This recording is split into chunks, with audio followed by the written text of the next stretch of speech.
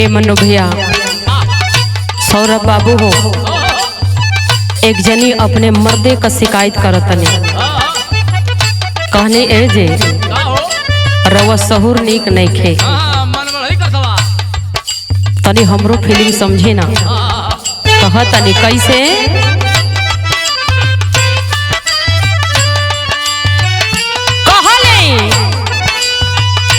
कि जवानी कैली रउआ सैया,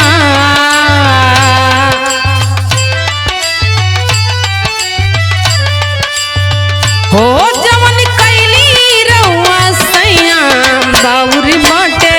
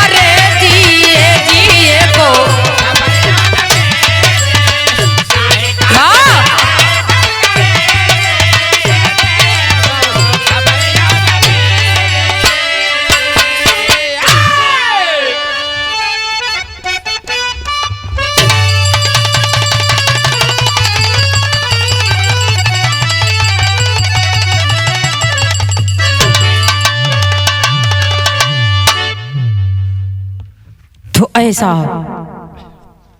उत्तर प्रदेश की बात बताई जाती है। आज उत्तर प्रदेश में एक फेक इनकाउंटर यानी फर्जी इनकाउंटर जो किया जा रहा है, अगर अब से ये सरकार ना समझी ना सुधरी तो देश की पूरी जनता फिर रोड पर उतरेगी। इसलिए अभी समय है, वक्त है। बिरहा के अंदर कवि जी 4 लाइन भूमिका में भाव दिलन।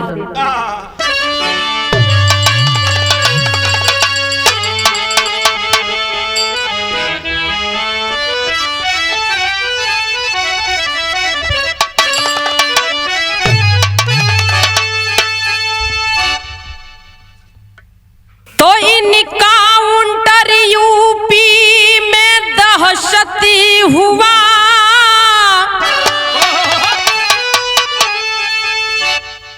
ए बाबू इनकाउंटर का यूपी में दहशती हुआ, कसाई बने एसटीएफ के सिपाही, कहीं ना कहीं चली रही गोलियां, लाश गिरने लगी, मच रही है तबाही, बेबस मुसलमान बिछड़ा दलित, जुर्म इन पर बहुत साथियों हो रहा है, राम निवासी सीमा हुई रूह कंपित, कि मेरे रहबरी कहानी में सो रहा है।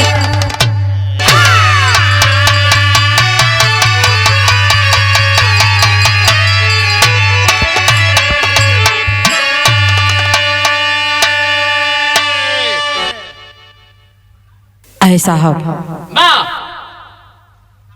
इतना अत्याचार, इतना भ्रष्टाचार होने के बाद अगर सरकार की आंखें न खुले तो लोगों की भावना के अंदर क्या होगा, विचार करने वाली बात है। बिरहा में कवि जी एक लाइन गजल देते हैं, कैसी गजल है मालिक?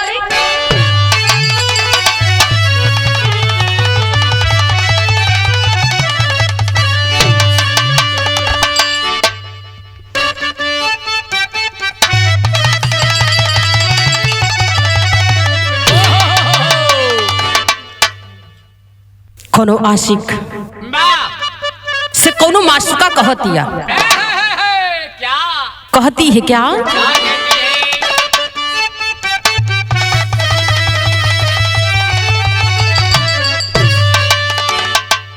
कि एरे मेरी तमन्ना है कि आज मेरी तमन्ना है कि एक मुलाकात कीजिए, मेरी तमन्ना है कि एक मुलाकात कीजिए।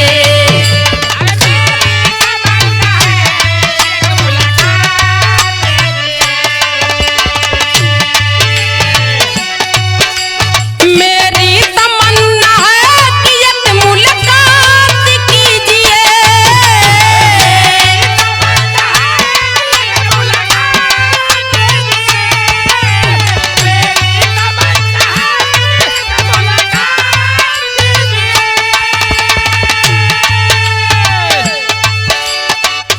मेरी तमन्ना, तमन्ना भी ऐसी लगी, दूर दूर से सबर नहीं खे, बर्दाश्त नहीं खे, नजदीकी पास होने का थोड़ा सा चाहत बढ़ा लिया, फायदा ले लूं। कहना है क्या? एक रात रह के साथ,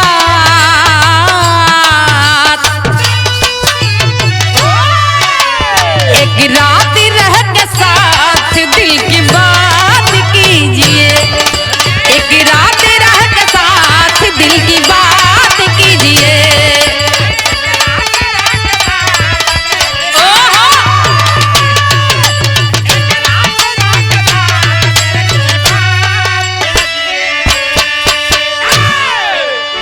लेकिन बहाव में कभी लिखते हैं, क्या लिखा गया है मालिक?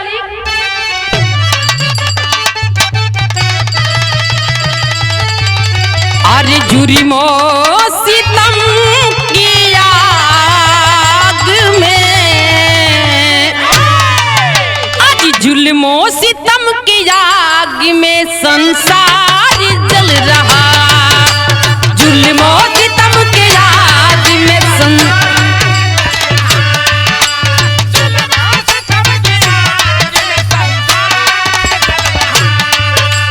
जुल्मो सितम के आग में संसार जल रहा,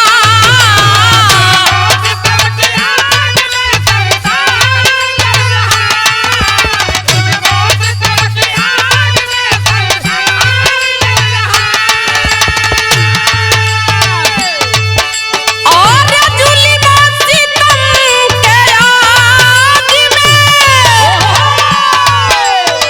संसार जली रहा, आंसू बहात लेखनी, आंसू बहात लेखनी, अरे कवियों को खल रहा, अरे आंसू बहात लेखनी कवियों को खल रहा।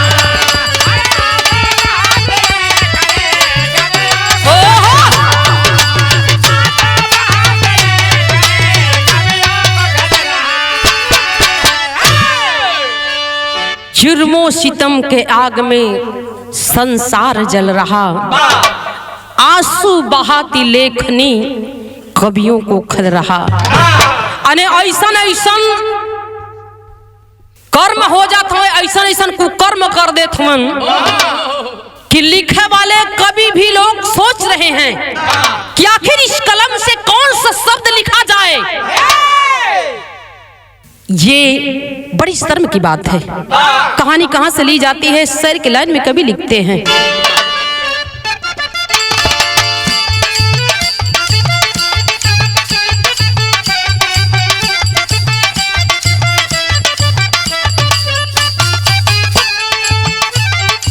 बारे हमारे समाज बारे हमारे देश की प्रशासनिक व्यवस्था लिखा जाता है क्या? पुलिस प्रशासन को केवल वाहवाही चाहिए, दूसरों की जिंदगी में तबाही चाहिए।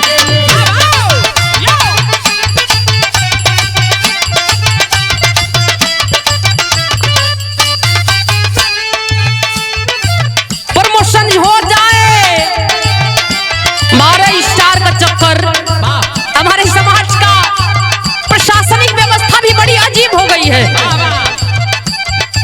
स्टार कमाने के चक्कर में निर्दोषों को भी गोली मारी जा रही है। कहना है मेरा क्या? प्रमोशन हो जाए ईमान बेच देते हैं, इनको परवाह नहीं जिंदगी ये लेते हैं।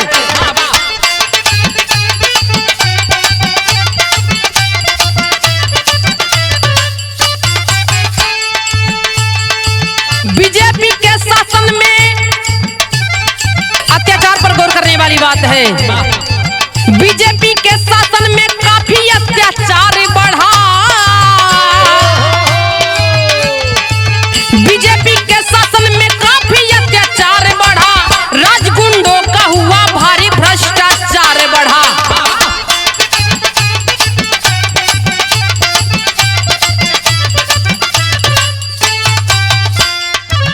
उत्तर प्रदेश जौनपुर की कहानी है, उत्तर प्रदेश जौनपुर की कहानी है, प्रशासन के द्वारा हुई बड़ी नादानी।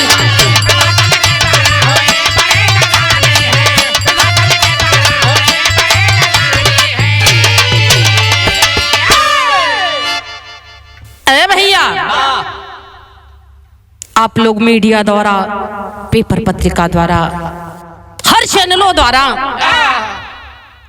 और बिरहा भी द्वारा आप लोगों ने सुना। एक बार सीमा का भी प्रयास है कि ऐ देश के मूल निवासी कब तक सोए रहोगे, अब से भी होश में आ जाओ। कहानी जिला जौनपुर की बताई जाती है। उत्तर प्रदेश में एक माना जाना जिला जौनपुर है। वही जौनपुर के काम कांड होई बाबू, बहुत अनजान आप लोगों से नहीं खे, लेकिन एक बार ना अगर कोनो बात 2-4 बार सुनल जाला तो ओकर अभ्यास बढ़ेला। ये लिए इ प्रशासन द्वारा बहुत बड़ी चूक हुई है। कहना है बिरहा में एक लाइन गीत लिखी गई।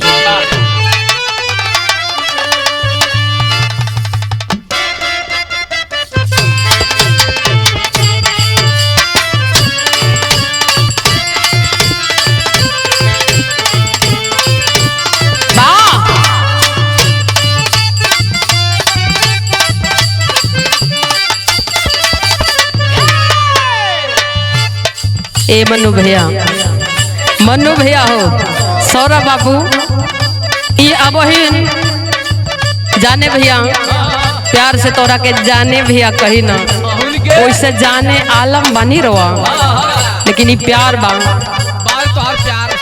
अरे हमरे नहीं खे, आपसे सभी लोग प्यार करेला। हाँ भाई, वो तो हाँ आपका मानसिकता बा। कोनो ननद अपनी भौजाई से कहले, हेलो भौजी, देख ना ससुरा जाए के बाद, लेकिन समस्या हमरे सामने लौकतिया। समस्या जटिल है। कहले कैसे?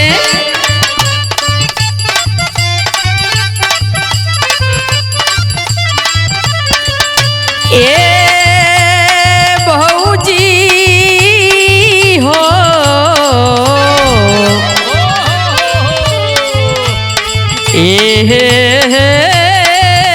भौजाई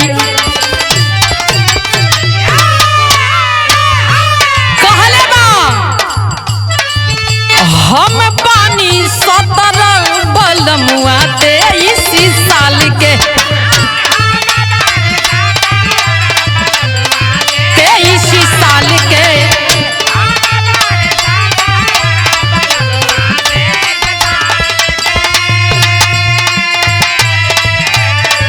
भौजी रे जिनी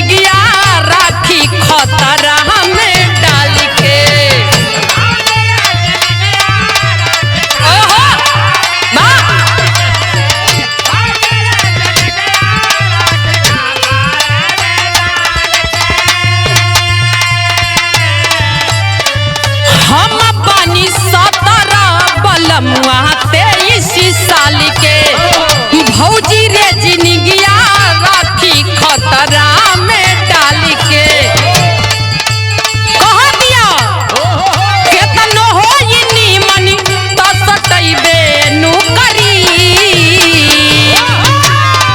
केतनो हो नीमन तो सटैबे नु करी आता ना फरक बाबू मरिया के कमरिया ते तू खैबे नु करी आता ना फरक बाबू मरिया के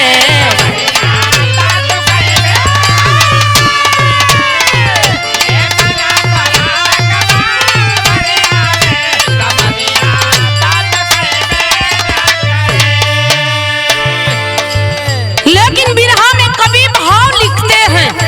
क्या लिखा गया है मालिक? मारे उस परिवार की आर्थिक स्थिति, मानसिक स्थिति, मतलब हर स्थितियों में ऐसा कोई पॉइंट नहीं मिला है जिस पे कुछ टिप्पणी किया जाए, जिस पे कोई बात आगे बढ़ सके। कहना है क्या?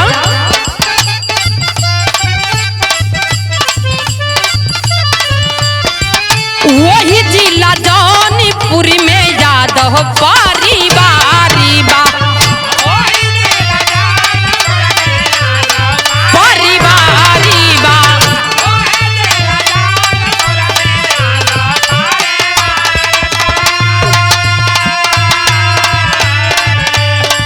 छवले गरीबिया में दिनमा लाचारी बा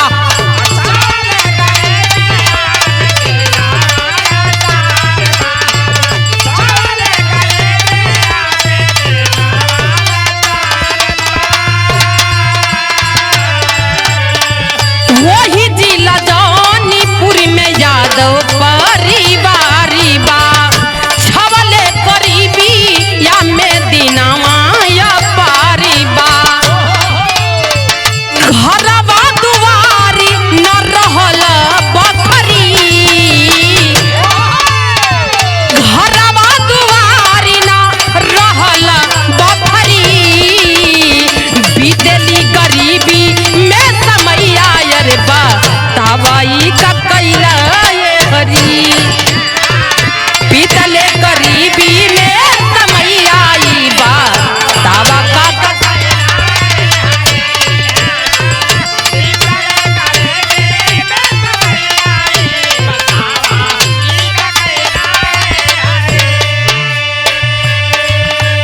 ऐ बाबू हो। वही जौनपुर में एक यादव परिवार है और बड़ा गरीबी हालात हो। गरीबी पीछा नहीं खे छोड़तिया, दुनिया का जानी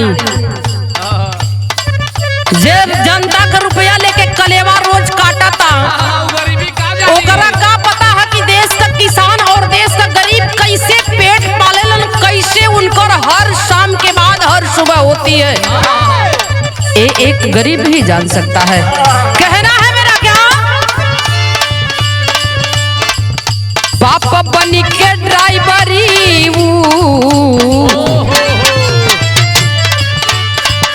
पापा बनी के ड्राइवरी रवा चलावे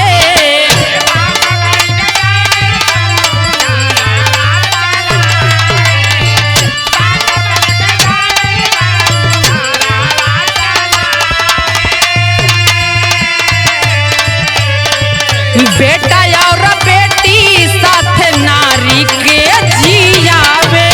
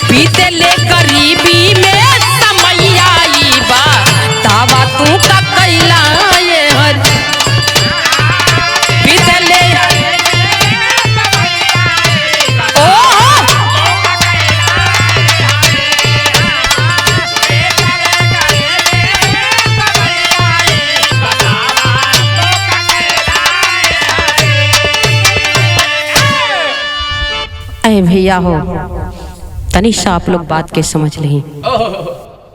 यही जिला जौनपुर में के एक यादव परिवार जिनकी बातें, जिनकी चर्चाएं आप लोग करीब करीब 10-12 रोज से सुन रहे होंगे। बाप ड्राइवरी कर रहे हैं, बेटा को भी साथ लिए हैं। उसी ट्रक ड्राइवर अपने बेटे को लेकर के खलासीगिरी करते हुए, एक ही गाड़ी पर बाप बेटे, एक ड्राइवरी और एक खलासीगिरी, माना बाप के साथे बेटा भी हाथ बटावत हुन। अब वही ड्राइवरी से उनकर परिवार का जीविका चलत है। ए पंचो, घर पर एक बेटी है और एक बेटा, साथ में धर्म पत्नी। गरीबी के हालात में जिंदगी व्यतीत होती है। समय धीरे धीरे बीतल, कहानी आगे बढ़ल। बिरहा में एक लाइन गीत लगल हिया।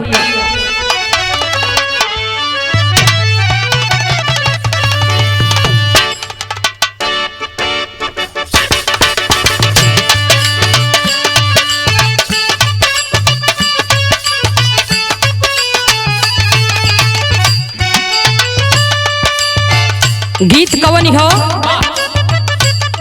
बड़े ट्रेंडिंग में चलतिया। एक गीत का बड़ा मार्केट में चर्चा बा। क्यों अपने आने बलमुआ के ओ इंतजार करतनी और कहतनी, कैसे मने मन सोचतनी।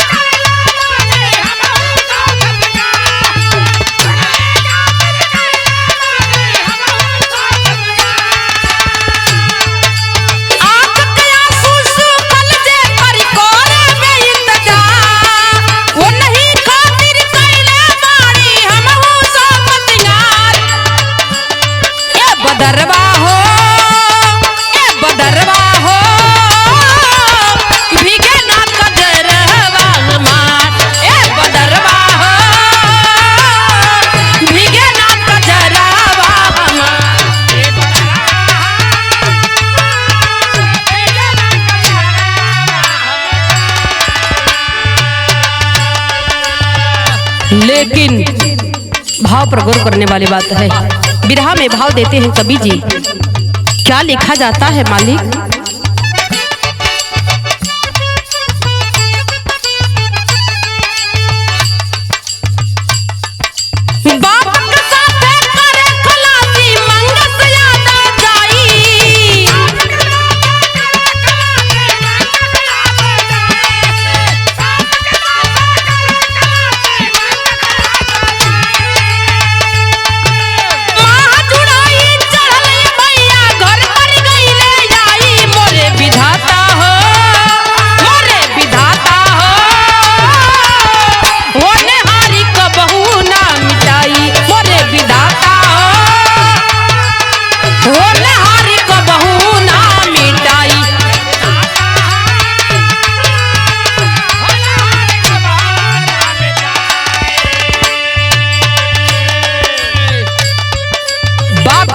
खलासीगिरी कर रहा है वो मंगेश यादव, एकलौता बेटा, एक ही बेटा एक ही बेटी।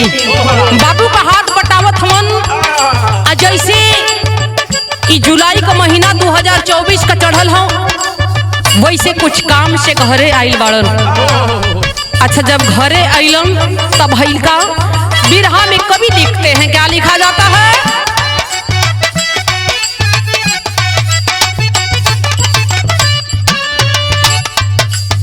अगस्त की बात बताई जाती है। 28 अगस्त सने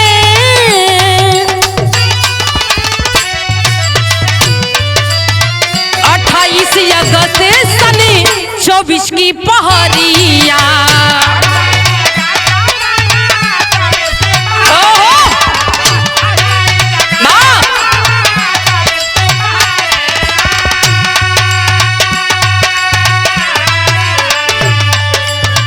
सुल्तानपुरी वही ठठेरी बजरिया।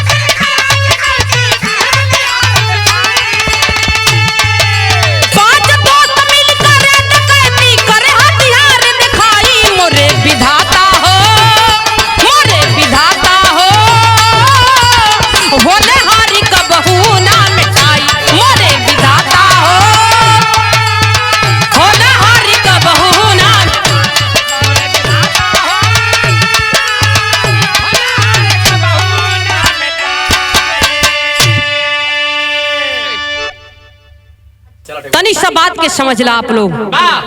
तारीख 28 अगस्त बतावल गई, सन 24 की बात बताई जाती है ने 2024।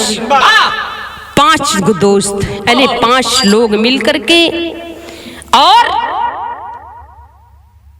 इसी सुल्तानपुर में ठठेरी बस्ती यानी एक सेठ के दुकान में डकैती पड़ती है।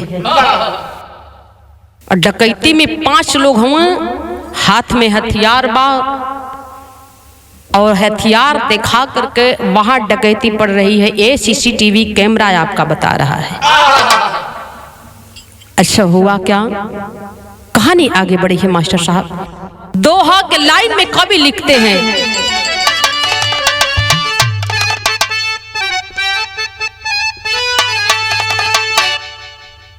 दोहा के लाइन में कवि लिखते हैं कि 1.5 करोड़ की हुई डकैती। अरे 1.5 करोड़ की हुई डकैती, गया रिपोर्ट लिखाई और पुलिस प्रशासन पीछे पड़ गई, 5 चले पराई। 1.5 लाख की डकैती हो गई है साहब। वहां दिखाया जाता है कि 1.5 लाख की डकैती हुई है, जिसमें तमाम सोने चांदी की डाका पड़ल बा।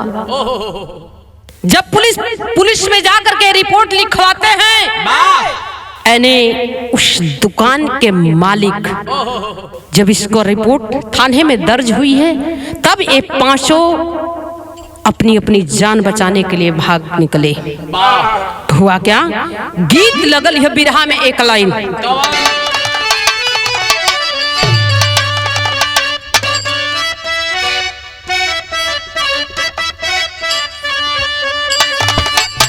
गीत कवन हो मालिक कि अरे बोल जानी बोला हो, बोल जानी बोला पपिहरा हरि के बोल जानी बोला।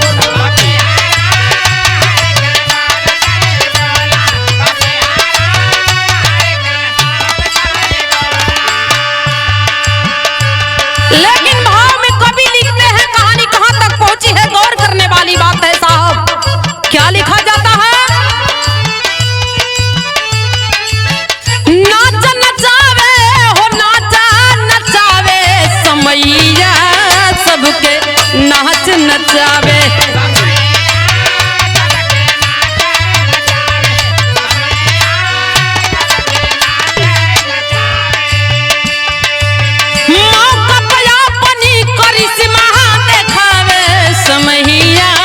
सबके नाच नचावे।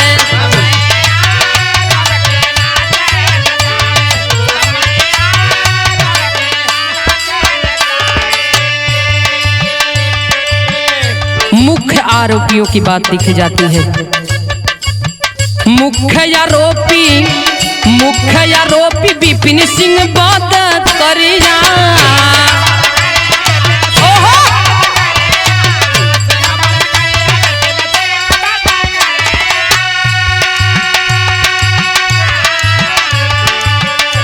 बीच कैले सरेंडर वही घरिया।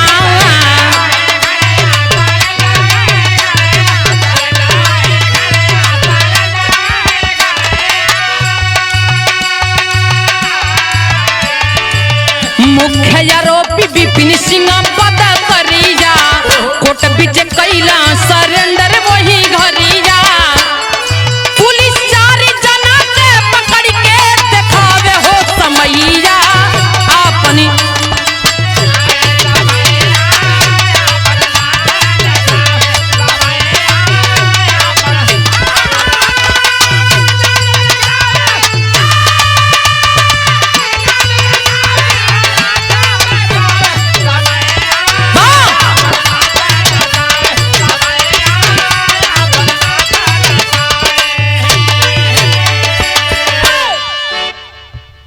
बात समझने की है यहाँ पर। मुख्य आरोपी इन्हें जो मुख्य उसमें का डकैत है उनका नाम बताया जाता है विपिन सिंह। इन्हें विपिन सिंह गौर करने वाली बात है, खुद को जा करके कोर्ट में सरेंडर कर देता है। अतः यहाँ बात कहने की बात, लोग कहेला कि बात न कहे तो बात रोवेले, बात न कहे तो बात रोवेले, इसलिए बताना जरूरी होता है। क्या यह बिरादरी बात या जातवाद का सरकार है? मुख्य आरोपी विपिन सिंह चल करके कोर्ट में अपने खुद को सरेंडर कर देता है।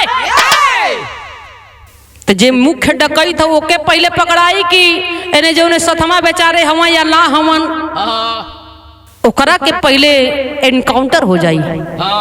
गौर करने वाली बात है। पुलिस 4 लोगों को पकड़ करके यहाँ दिखा रही है कि 4 लोग इस समय पर वर्तमान में मौजूद थे, लेकिन मुख्य आरोपी के कहीं और ठिकाना बन गई। बिरहा में एक लाइन गीत लिखल गई। कौन गीत है मालिक?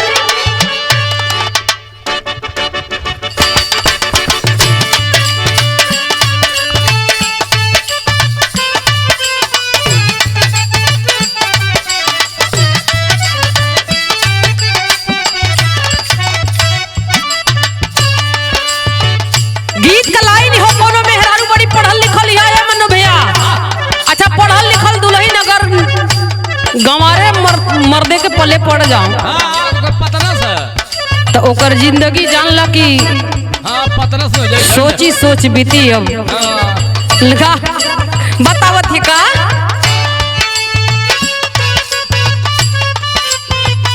कहना हो बिया का कयाली बानी, बिया का कयाली बानी माजे भरतनवा बेलनवा धके, बेलनवा धके रोइला ए सजनवा, बेलनवा धके रोइला।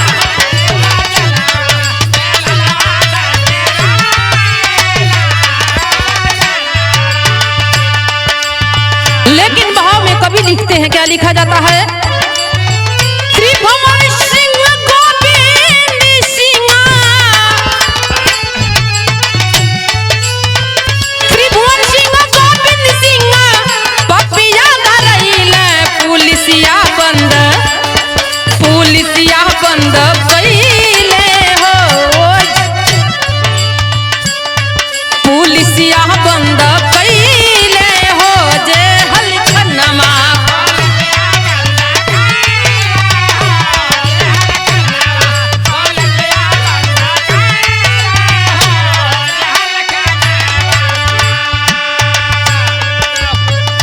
अंतरा में कभी लिखते हैं क्या?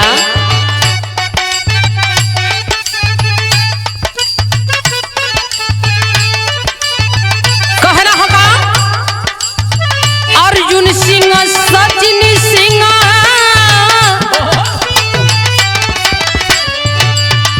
अर्जुन सिंह सचिन सिंह धैल वही छनामा,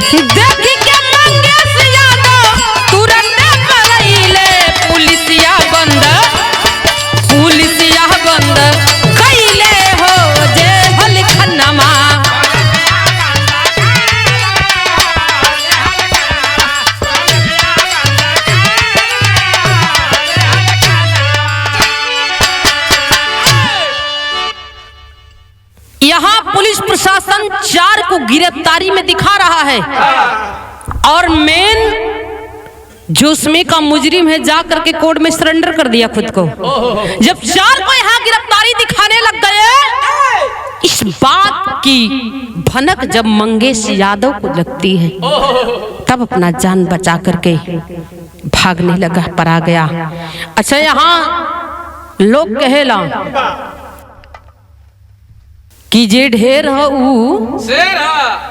लेकिन यहाँ जमाना में बात यहाँ उल्टा साबित हो रही है। क्या सरकार किसी बिरादरी बात पर राजनीति कर रही है? ये गलत है।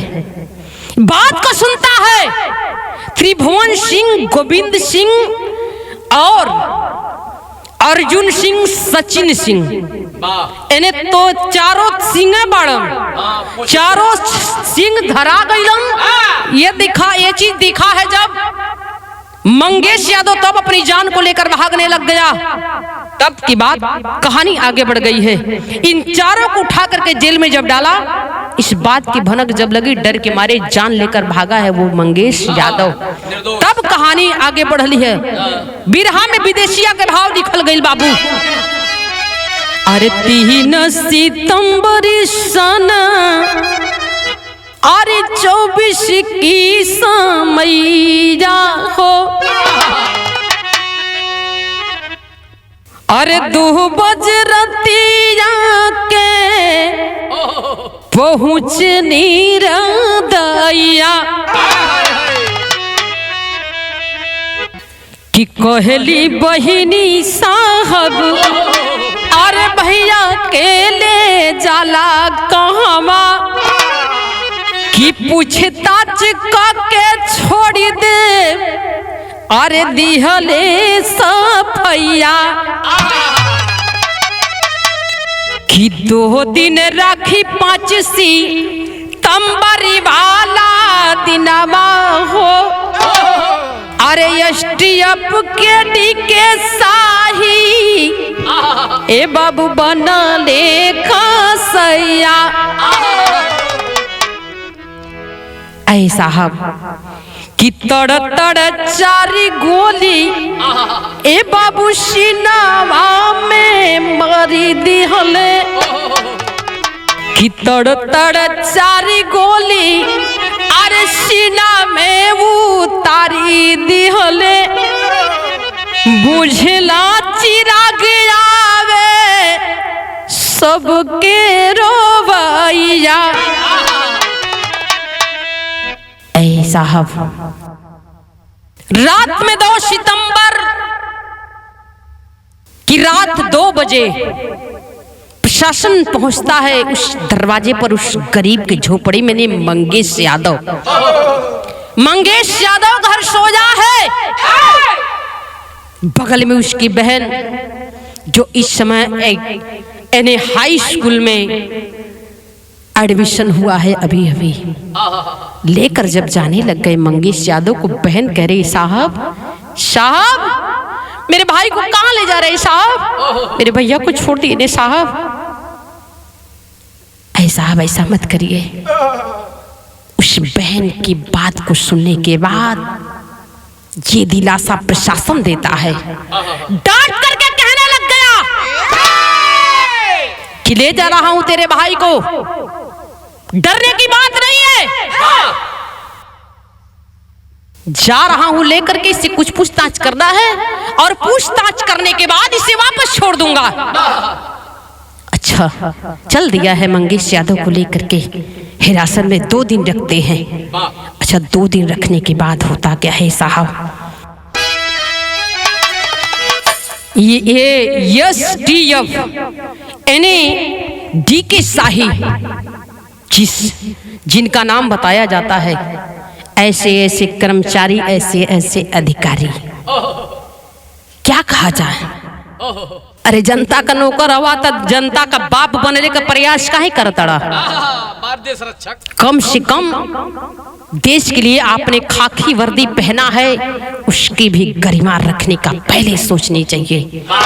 ऐ साहब 2 दिन रखते हैं हिरासत में और 2 दिन बाद लेकर चलते हैं करते क्या है, जब पूरी फर्जी मुकदमा को लाद करके उस मंगेश यादव को और लेकर चलते हैं, तड़ा तड़ इस सीने में 4 गोली मारते हैं। उस घर का एक लौता बेटा, एक ही दीपक घर का, वो भी बुझ गया। ये बात हलक से नीचे नहीं उतर रही है। शर्म आती है ऐसे जनता के रक्षकों पर। दरिंदे प्रशासन को माने दरिंदगी की कोई सीमा होती है। इस खाकी में और इस खादी में कहा कौन हैवान छिपल हो ये पता लगावल मुश्किल नहीं, नामुमकिन हुआ है साहब। आज निर्दोष मारे जा रहे हैं जो दोषी हैं, जिनको सजा होनी चाहिए, जिनका एनकाउंटर सचमुच में होना चाहिए, खुलेआम सीना ताने घूमे जा रहे हैं। मुझे तो अंदाजा नहीं है कि इतना बड़ा डकैत था। खंगाला गया, उसके घर पर जाकर के छानबीन हुई, छापामारी हुई कि घर पर देखते हैं मंगेश यादव इतना बड़ा डकैत है, तो देखें कि क्या क्या छिपाकर अपने घर में रखा है। पता चला है प्रशासन जाकर के खंगाला उसके घर को, मौके पर कुछ भी नहीं मिला। अरे बहुत बड़ा डकैत रहला मंगेश यादव, बहुत बड़ा डकैत अगर वो लड़का था तो कुछ तो मिलना चाहिए था। एक तिरपाल डाल करके दरवाजे पर उसका परिवार अपनी जिंदगी व्यापन करता है। शर्म नहीं आती है ऐसे लोगों को मौत के घाट उतारने में? बाप का राज नहीं है साहब।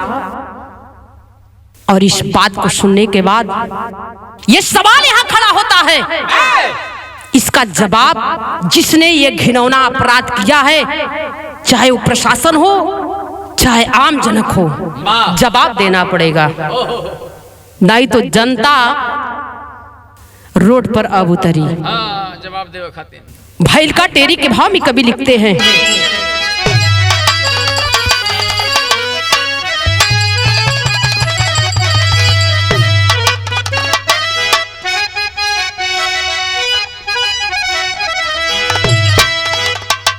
कि शर्माया ना कभी ना निर्दयी, कि वर्दी बनी कलंकित पापी दाग लगाया यार, लगाया यार, लगाया।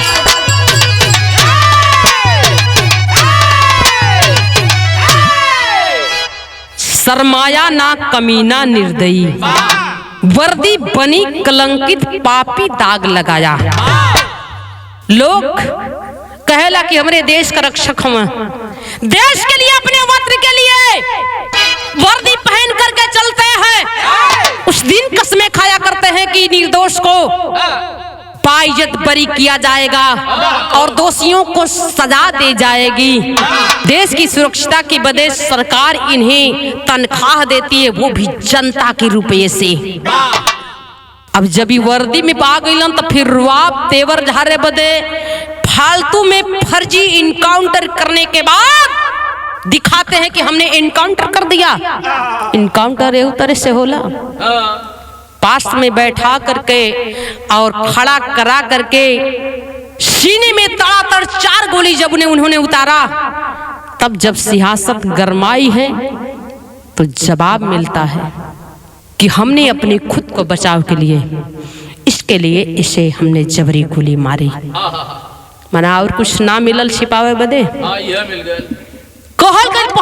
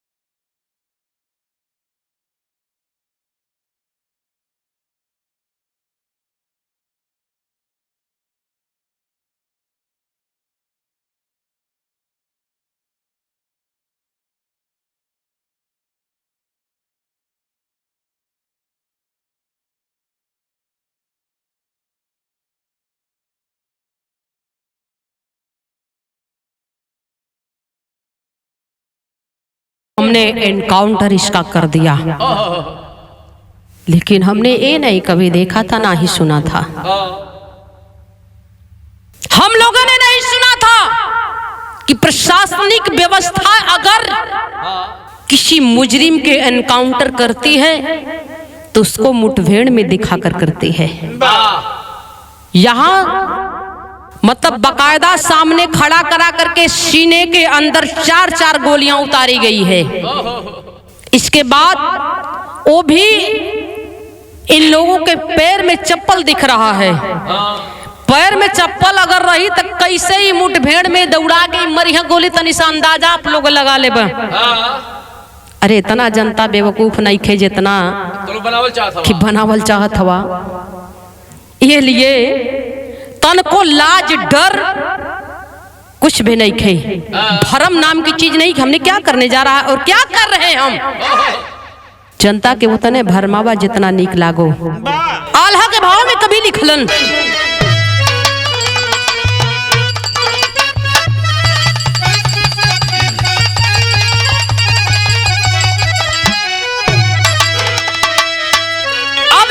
सब पॉइंट वाली बात है। आल्हा के अंदर कभी लिखते हैं, बिरहा सुने वाले भैया लोगन, बिरहा सुने के बाद आपन कमेंट द्वारा राय जरूर दिया। जो हुआ है ये बहुत बड़ा अनुचित कार्य हुआ है। ये अन्याय है। गरीबों के और पिछड़ों के प्रति इस तरह का नहीं होना चाहिए था जैसा कि ये हुआ है। आल्हा के भाव में कभी लिखते हैं क्या,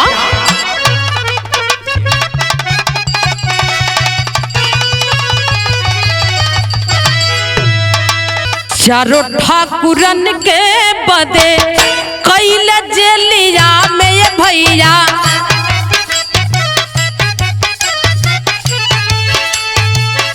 मारा मंगेश के वो पापी बदकार,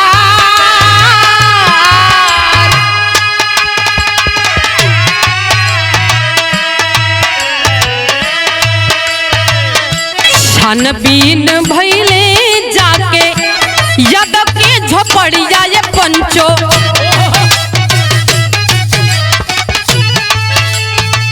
सोना चांदी ये को ना दे खाइलते ही बार,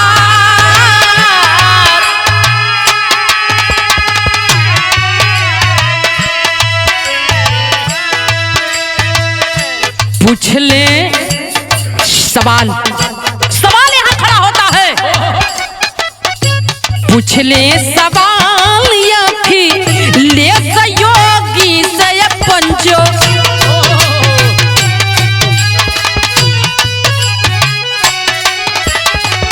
कबले ठाकुरी बात चली हो जा खबरदार,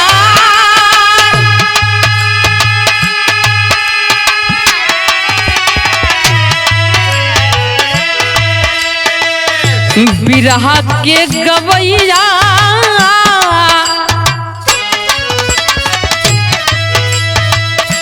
बिरहा की गाई काबू जलाया तो जाके पंचो,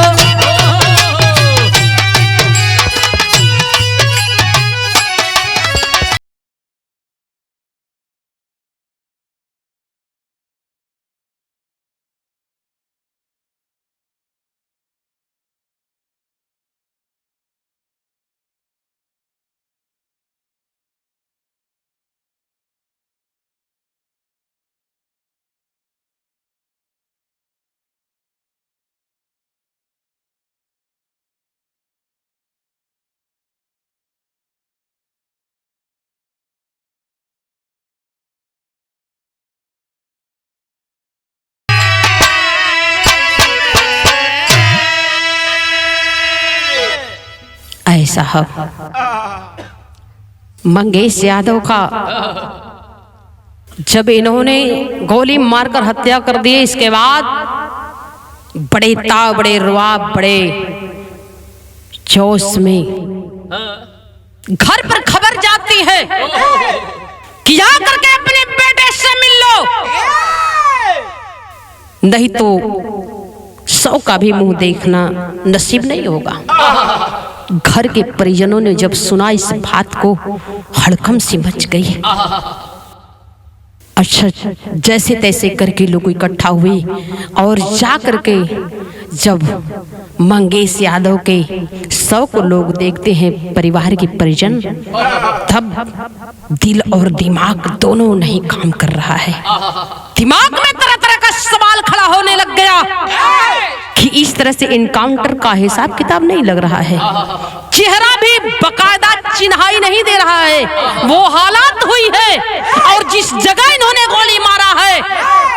एक बार आप लोग YouTube और मीडिया द्वारा आप लोग देख सकते हैं कि उस जगह की हालात कैसी हुई है। अच्छा, ये पंचो, इस बात को सुनने के बाद बर्दाश्त नहीं होता है। बिरहा के एक होनहार गायिका, सुप्रसिद्ध गायिका उजाला यादव पहुंचती है उस परिवार में और पहुंच करके परिवार को 1 लाख रुपए का मदद करते हैं।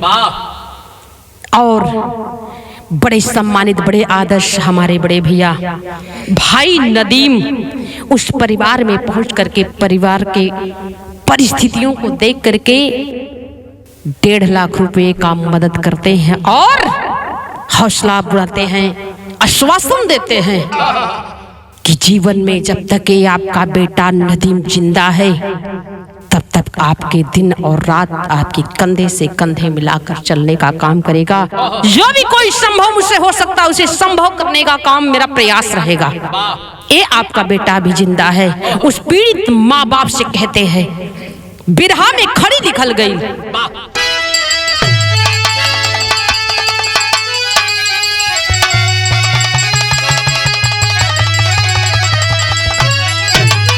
इसलिए मेरा कहना है कि देशवासियों से, जो जो लोग मेरे बिरहा को सुन रहे हैं, लोगों से मेरा कहना है, मेरा एक अनुरोध है कि अभी भी टाइम है। अब बर्दाश्त अगर करेंगे तो फिर अंधे बनकर जीना पड़ेगा। कहना है क्या? अरे कब तक बीजेपी का साहब अत्याचारी भैया, कि कब तक बीजेपी का साहब अत्याचारी भैया। अरे अपने देशवा में बढ़ल भ्रष्टाचारी भैया।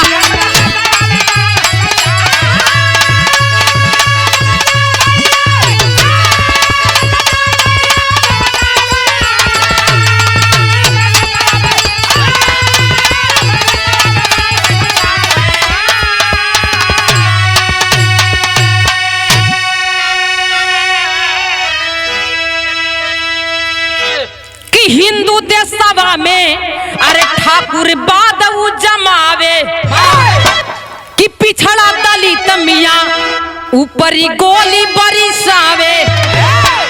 अरे हिंद देशवा में ठाकुर बादऊ जमावे। अरे जल्दी पलट दा ऐसन सरकारी भैया, अपने देशवा में बढ़ल भ्रष्टाचारी भैया।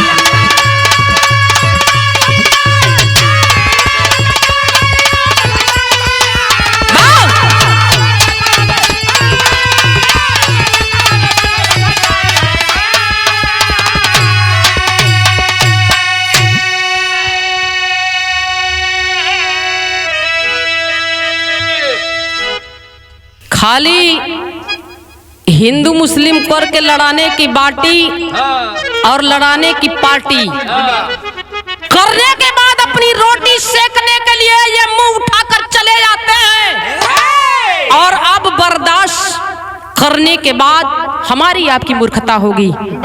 बर्दाश्त जब कहो कि अब बर्दाश्त ना होई, तब एक बाद वही से पासा पलट देवे के चाहिए।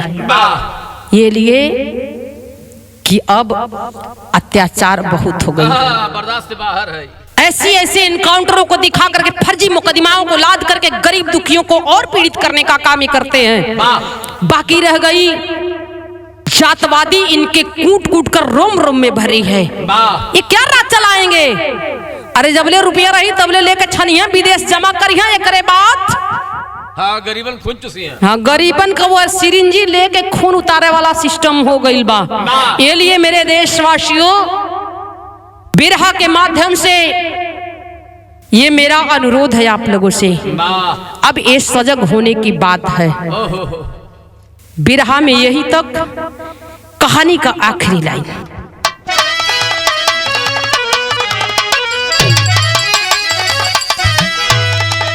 कि गुरु बिहारी गुरु गणेश जी बदलो यह सरकार,